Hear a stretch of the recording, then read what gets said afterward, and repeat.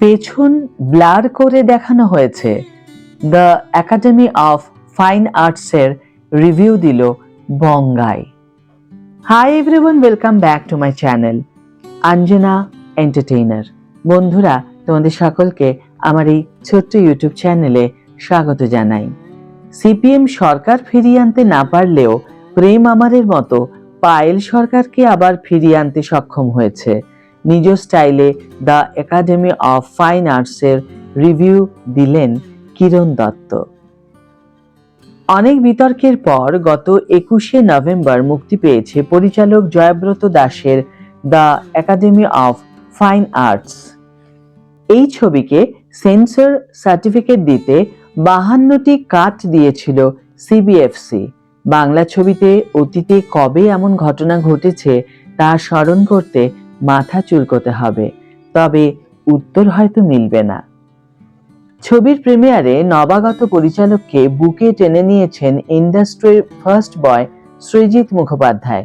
এই ছবিতে রয়েছে নগ্নতা, গালিগালাজ এবং সঙ্গে কিছু দুর্ধর্ষ পারফরমেন্স। ছবির একাধিক শো হাউসফুল, ফলস্বরূপ একদিনেই বেড়েছে হল সংখ্যা। এবার এই চর্চিত ছবি দেখে রিভিউ দিলেন দ্য বঙ্গাই কিরণ দত্ত। নিজের ফেসবুকের ওয়ালে কিরণ এই ছবির যা রিভিউ দিয়েছেন তা এখন টক অফ দ্য টাউন। ইউটিউবে বিখ্যাত কিরণের এ কেমন cinema series new age Bangla ছবি দেখে কি মনে হলো তার? পরিচালক জয়ব্রতর কাঁধে হাত রেখে কিরণ লেখেন, কাল বাংলা সিনেমার পাশে দাঁড়াতে গিয়েছিলাম। গালাগালির মাঝে মাঝে বেশ টান টান চিত্রনাট্য। আমার মনে হয় বর্তমান সরকারের সময় সিনেমাটি আটকানোর চেষ্টা করা হয়েছে, কারণ ভিজুয়ালি একটু পরে পরেই সিপিএমকে ট্রিবিউট দেওয়া হয়েছে। বাংলা সিনেমার সাথে তুলনা করব না, কারণ সিনেমাটা ইন্টারন্যাশনাল লেভেলের। কারণ জাপানিজ সিনেমার মতো এখানে পিছন ব্লার করে দেখানো হয়েছে।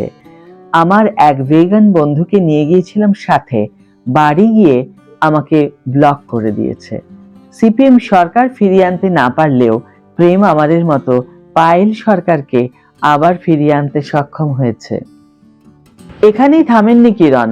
নিজেকে ভবিষ্যৎ দ্রষ্টা বলে দাবি করে তিনি আরো লেখেন, এই ভদ্রলোকের সাথে আমার পরিচয় প্রায় 10 বছর। টাইম ট্রাভেল করে ভবিষ্যৎ দেখে আমি সব শিয়ানা লোকের সাথে আগে থেকেই পরিচয় করে রাখি, কিন্তু অতীতে গিয়ে নিজের পরিচয় গুপ্ত রাখিনি। তখন থেকেই জানতাম এই লোক কিছু তো করবেই একদিন। সিনেমার সাথে যুক্ত বেশিরভাগ লোকই ব্যক্তিগতভাবে আমায় গালিগালাজ করেছে, আজ নয়তো কাল, তাই টানটা বেশি। সবশেষে এক লাইনে ওদের the academy of fine arts সিনেমার ভাষাতেই ওদের সিনেমার রিভিউ দিলেন দ্য বঙ্গাই।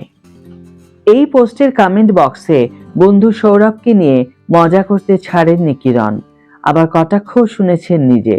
একজন নেটিজেন তার উদ্দেশ্যে লেখেন, তোদের তো চাপড়ি কন্টেন্ট ক্রিয়েটর, যখন সেরা ইউটিউবার সেই ইন্ডাস্ট্রিতে বেশি ভালো কিছু আশা করা উচিত না, পাবলিক বুঝতে গেলে মরে যাবে।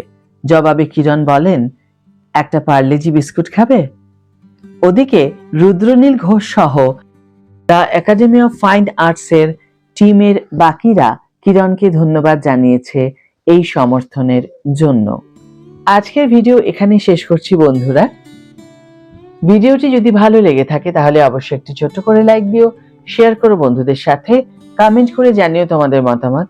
যারা এখনো আমার চ্যানেলটিকে সাবস্ক্রাইব করোনি তারা অবশ্যই চ্যানেলটিকে সাবস্ক্রাইব করে আমার পাশে থেকো, আর যারা অলরেডি সাবস্ক্রাইব করে দিয়েছো তাদের জন্য আমার অনেক ভালোবাসা এবং অনেক ধন্যবাদ। আজ তাহলে বিদায় বন্ধু, দেখা হবে পরের ভিডিওতে। ভালো থেকো, সুস্থ থেকো, সঙ্গে থেকো।